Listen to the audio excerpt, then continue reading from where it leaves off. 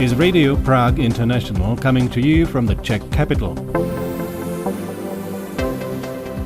Hello and welcome. I'm Romana Grejcerova and you're listening to Czechia in 30 minutes, the show where we give you a rundown of what's recently been happening in the country in just half an hour. Coming up today, from Czechia to Myanmar, Karlovy Vary unveils 2026 Crystal Globe competition lineup. Survey finds widespread experience of teacher-student relationships in Czechia, and Stalin in Prague, a symbol of electronic music and free spirit. All that in just a few minutes, but first, here is some of today's top headlines brought to you by Daniela Lazarova. News. A Czech soldier has been placed in quarantine after returning from the Democratic Republic of the Congo, which is fighting an outbreak of Ebola. He has shown no symptoms and is being monitored at the military Specialized Biological Protection Center. Late last month, an American doctor who had come into contact with the virus was admitted to Prague's Bulovka hospital for observation. He also has not shown any symptoms of the disease. The Czech Foreign Ministry has reinforced staffing at its embassy in Washington and its consulate general in Los Angeles ahead of the FIFA World Cup in the United States, Mexico and Canada. Foreign Minister Petr Matzinga said at a press conference in Prague on Tuesday. The Foreign Ministry has already published basic information about the championship on its website, including travel advice, details on consular assistance, ticketing and access to stadiums and fan zones. Fans travelling to World Cup events have been advised to register with the Foreign Ministry's travel database DROST. The Czech Football Association has also issued its own guide containing practical information. The tournament will take place from June 11th until July 19th. Taiwanese President William Lai Ching-te on Tuesday awarded Czech Senate Speaker Miloš Vystrčil the Order of Propitious Clouds, one of Taiwan's highest honors for foreign nationals. According to Taiwan's news agency, the honor recognizes Vystrčil's long-standing support for Taiwan and democratic values, as well as his contribution to strengthening ties between Taiwan and the Czech Republic. The head of the Czech Senate is on a 4-day working visit to Taiwan, during which he is meeting with government officials and representatives of the business, academic and cultural centers. French electronic component supplier Linxens, whose products are used in Czech identity cards, is partly owned by two Chinese investment firms that the United States placed under trade restrictions in 2024 over national security concerns, the Financial Times reported. According to the newspaper, detailed knowledge of national identity documents could pose an intelligence risk. Linxens is owned through a holding company backed by Beijing-based private equity firms Wise Road Capital and GAC Capital, both of which were sanctioned by the US over allegations they helped China acquire sensitive semiconductor technologies. The Czech state security printer said it had identified no security risks.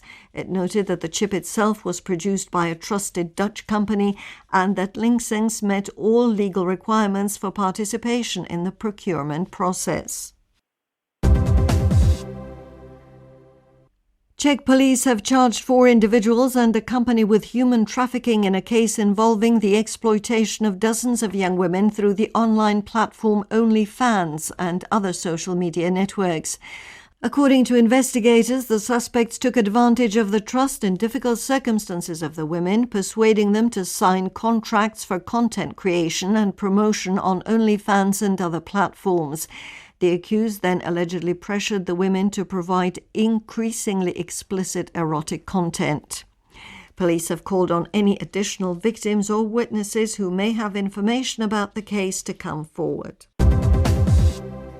Nearly 50 graphic works by the renowned Czech artist Adolf Born are on display at Prague's Galerie Kmoch in an exhibition marking the 10th anniversary of Born's death.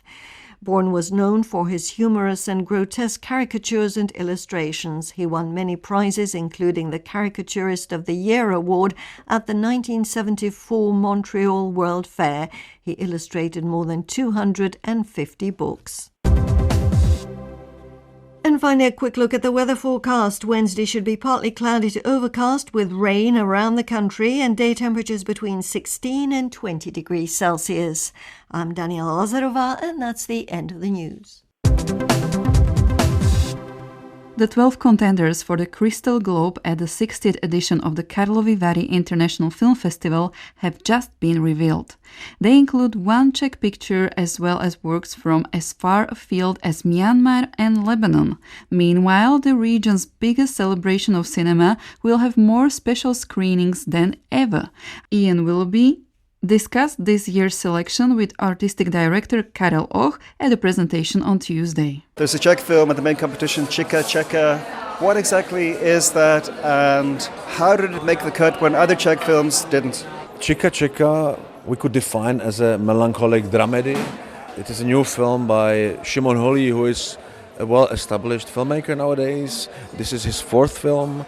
His first two films we were very pleased to introduce in Karlovy Vary, and I hope somehow contribute to his maturing as a filmmaker, as we can see with his new film, which is he's moving to another level of filmmaking. It's a very heartwarming, tender film about a relationship of a mother and her son who is coming home after a longer absence. This film talks in a very beautiful and intense way about the time we have with our loved ones and that we should not waste it. Karlovy Vary is, of course, an international film festival, but this year it strikes me that in the main competition there are many parts of the world represented that aren't usually there. For example, Myanmar, Lebanon. Is there any particular reason for that? I guess it's just a coincidence. I'd say we certainly did not approach the work on the main competition this year with the idea to include more, let's say, exotic countries, if I put it stupidly. There is Colombia, there is Switzerland, first time ever Switzerland. I'm very happy that what you just mentioned is happening exactly this year when we're celebrating 60 festival editions during 80 years, because we're looking back into our history more often for obvious reasons, and I will never get tired of mentioning one of my predecessors, Professor Brousil, who was one of the founders of the festival and a long-time programming director who in early 60s already established the program called Symposium of Young and New Cinematographies from Asia, Latin America and Africa, which not only brought films from those continents to Karlovy Vary, but also the filmmakers, which was not at all usual in early 60s. So whatever is happening nowadays, or this year with the main competition, in terms of the unusual countries, we like to think it's somehow connected with the past of Karlovy Vary. One of the highlights every year are the special screenings. This year it seems there are more than usual, including many interesting looking Czech titles. Is there any reason why you've expanded that category? Well, it's always about what the producers and filmmakers offer to you. This year's selection from special screenings is particularly interesting and diverse, and it includes films which each one of them is a world on its own, between documentaries and fiction, unusual portraits of very original celebrities or, let's say, professionals. I would like to mention the late Japanologist Peter Geisler, who was sort of unknown personality, often until now known as the father of the Czech actress Anja Geislerová, but this gentleman, as the spectators will witness while watching the film, was much more than that. Someone who learned Japanese the way Japanese people admired, which was flawless. He was a journalist, he was a calligraphist, he was many things. He was a very mysterious person, and Esther Geislerová, Anja's sister, created a very beautiful, unusual portrait of her father. And does the kind of expansion this year, at least, of the special screenings mean more world premieres and more kind of pressure on the red carpet or red carpets? We'll see about that. I can honestly say that we don't really think about these things while discussing the films with my colleagues. We then, at the end of selection, look at it and say, oh, Jesus, we have more films than usually, so we have to do this, but there's no way we will give up on these films, because if you fall in love with a film and you're lucky enough to have it confirmed and have the team accepting the invitation, you always create new conditions to show the film. Ian will be with that report. A new survey commissioned by the organization Consent suggests that relationships between teachers and students may be more common than many people realize. The research also found broad agreement that such behavior has no place in schools, although younger and older Czechs often describe it differently. Ruth Franková discussed the findings with Consent's director Johana Nejedlová and began by asking her what surprised her most about the results. I think the most alarming number is that 1.5% of Czech people experienced sexual or romantic relationship with their teachers, which can translate to approximately 120,000 people in Czech Republic, which for me was really surprising. If we look at it, it means that usually in schools there's one student having a relationship with a teacher per the year. It's quite huge. But what surprised me in a positive way was that Czechs generally believe that sexual harassment doesn't belong to schools, that the relationships between students and teachers are something which doesn't belong to schools. I was really surprised that more than 80% of people would even terminate contract to the director who knows about relationships or sexual harassment done by teachers and not acting on it, which looks like Czechs are moving forward in how they see sexual harassment and how they think about it. How does the situation in Czechia compare with what we know from other countries in this respect? Basically, if you look more Western, it's usually something totally unacceptable to have a relationship with student, something which they do not tolerate, something which schools are usually covering in the codexes, or some countries has it already in law related to schools that it's like totally not allowed to have this kind of relationships. But also there are even Western countries where there's only slow progress. In France, even like 10 years ago, it was not considered so harsh and it was not so forbidden. You said that the way Czechs perceive this has changed and Czechs are more critical of these relationships. Still, your research found clear generational differences. So how do younger and older Czechs differ in the way they perceive this kind of behavior? It was interesting to see because Generation Z was more seeing all the behavior as sexual harassment, like if somebody's teacher inviting student for a date or sending some romantic messages, they clearly said that this is sexual harassment. The older generation were seeing it as something problematic, but not naming it as sexual harassment. Is it something we should be bothered about? I'm not so sure. Maybe just the older generation doesn't have the vocabulary and knows the language young people are using, but they clearly see that it's something which doesn't belong to schools. And I'm very grateful for that.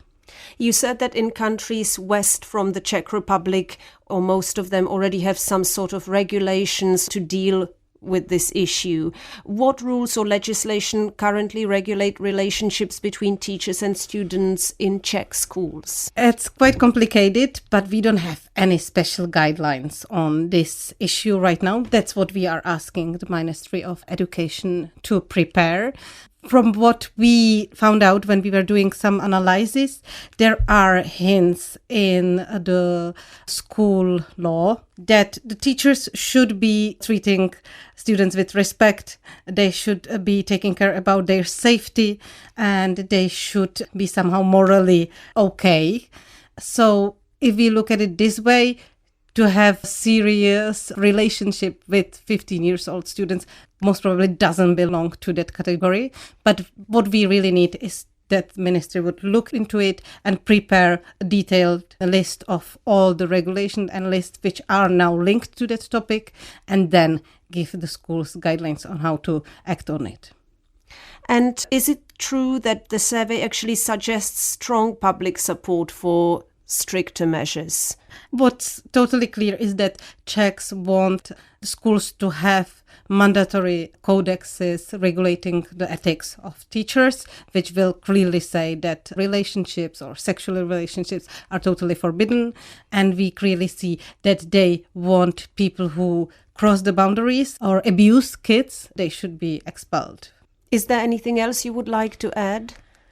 I think it's really important to say that there are already schools who want to deal with this topic. They are reaching to us and asking for guidance, and the only thing which they need is the ministry to give them some help and support, and we hope that this will happen soon. Thank you to Ruth Fraňková for her report. For most people, hearing the name Stalin evokes images of the late Soviet dictator and of immense restriction. But in the case of many people in the Czech capital, the name has instead become associated with fairy lights, electronic music, and views of the Prague skyline. The place where a statue of the dictator once stood is now one of the most popular cultural venues. Sierra Kruger-Wolf continues.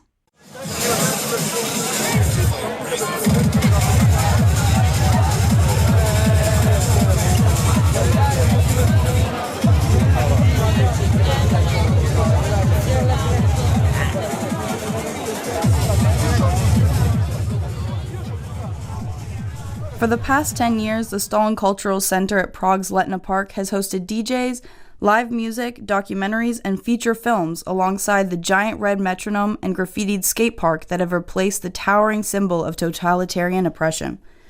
Stalin Letna has attracted crowds from locals to expats to tourists. When I moved to Prague, it was one of the first places I went and fell in love with. The center has been hosting music events since 2015. It was started by a couple of friends who'd come to skate at the park and saw a greater opportunity for the rest of the unused plaza.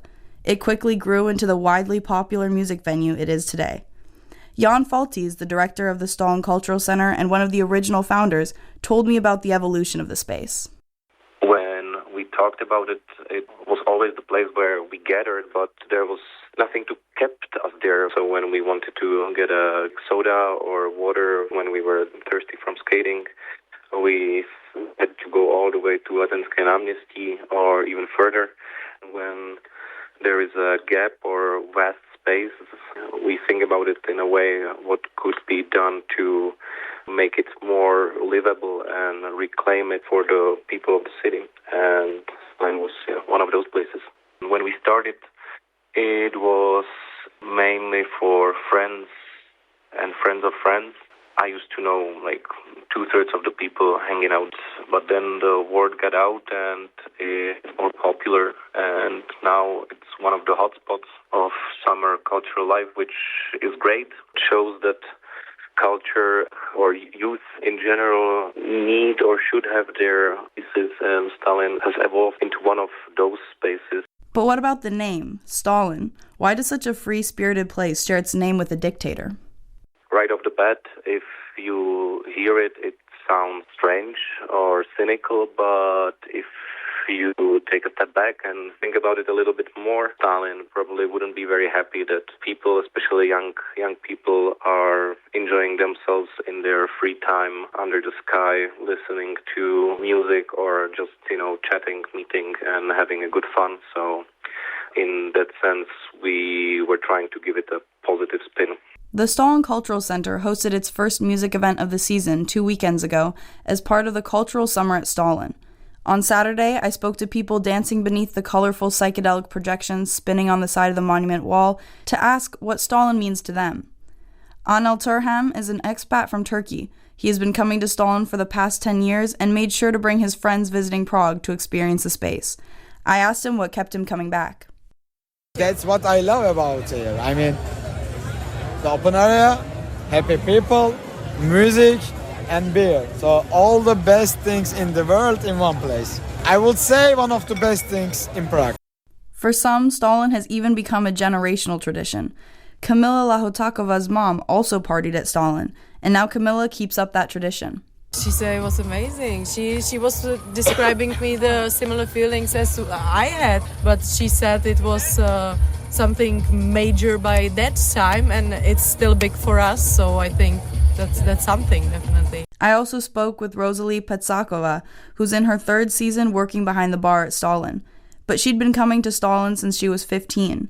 Rosalie said people of different generations come to the monument. you can see like the people that come here are from all ages. So it's really cool. That's from we are open usually from 11 a.m.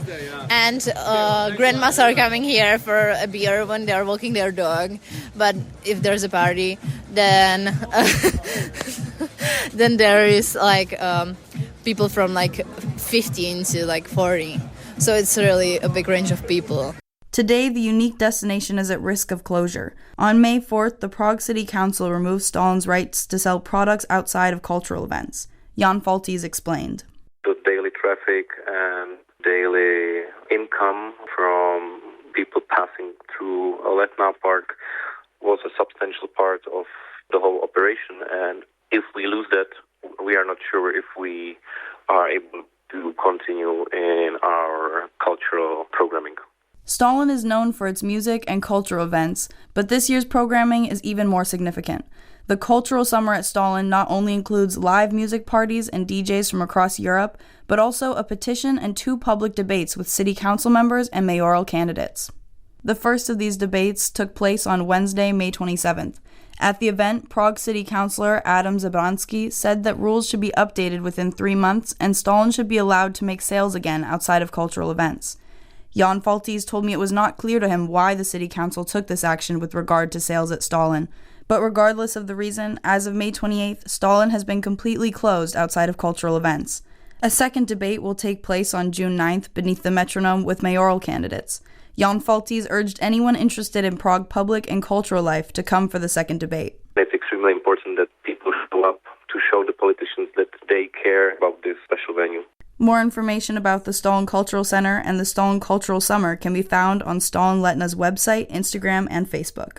Sira Kruger-Wolf with that report. Czechia performs strongly in the Prosperity Index, a composite ranking combining economic output, inequality and selected social indicators. But according to sociologist Daniel Prokop from PAC Research, the index is limited in scope and heavily shaped by how indicators are chosen. A closer look, he says, reveals a more complex picture of the country's real standing. Vít Pohanka continues.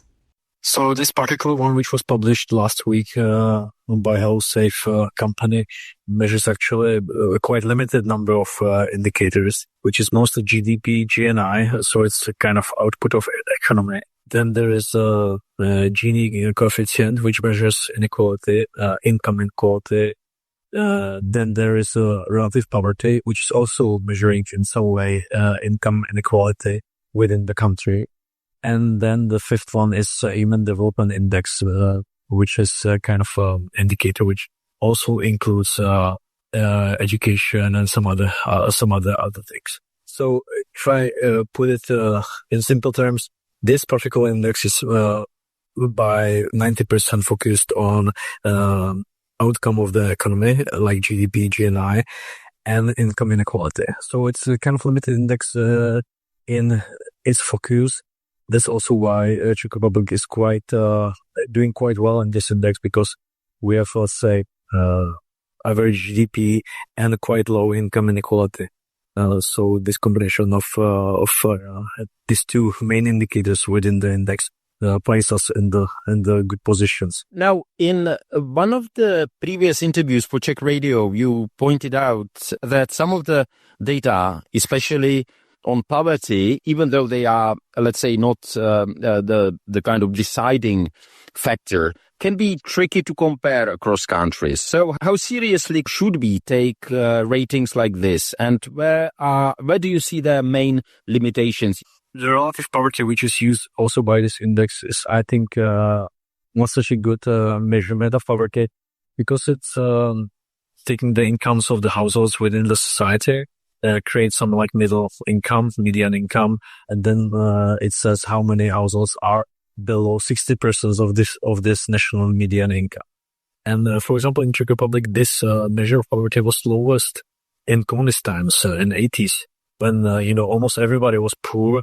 So not many people were below the 60% of the middle income. So it's kind of creating an image that we are the best in Europe.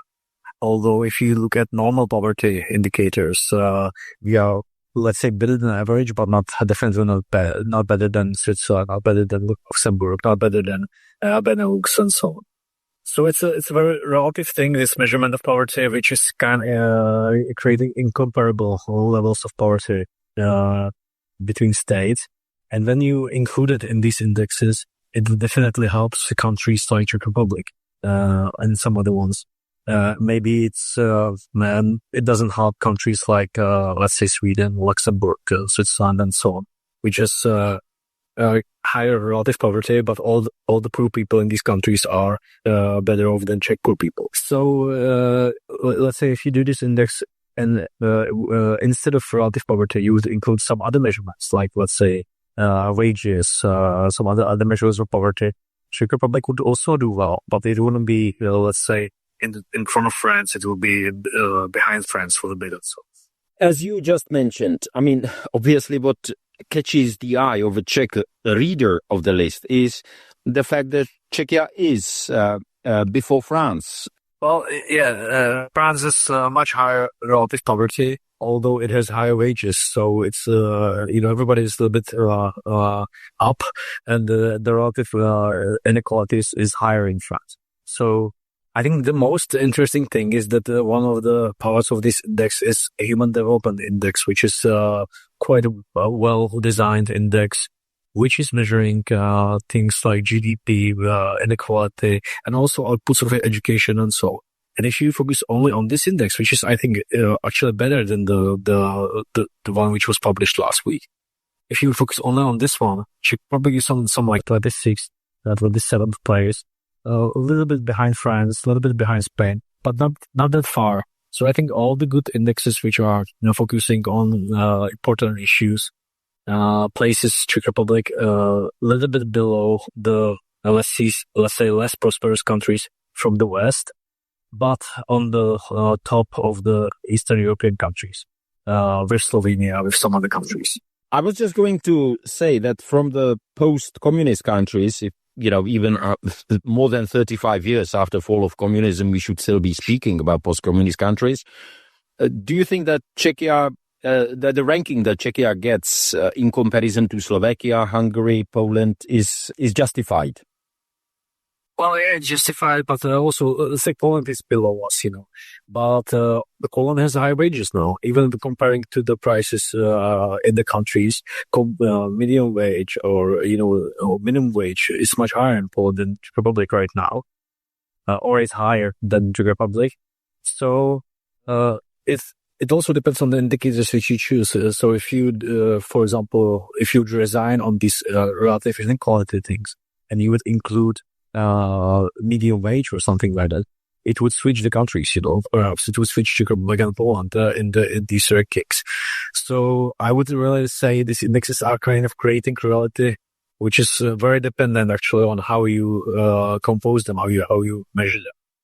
Poland definitely has better, let's say, trend in incomes, in GDP than Czech Republic, although there are countries which are having even worse trends in these indicators than.